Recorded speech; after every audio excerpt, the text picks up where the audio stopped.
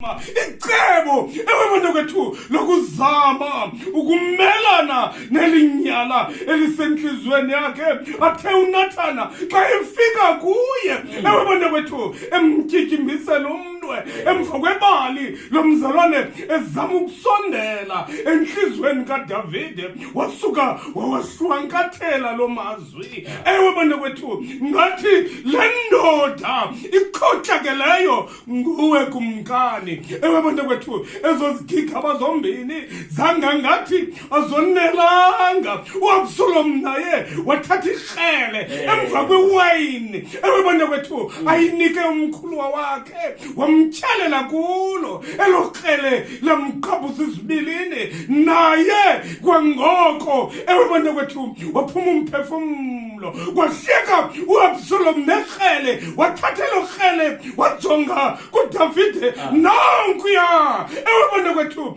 umthanjiswa kandikhoyo emi phezu kwentaba ewe kwethu elila apho esithi unyana wam ewe kwethu osukela umphefumlo wam ngulo kanye ophuma esibilinini zam ewe kwethu elikhaya ke lakwaDavide likhaya ewe kwethu elibi kanjalo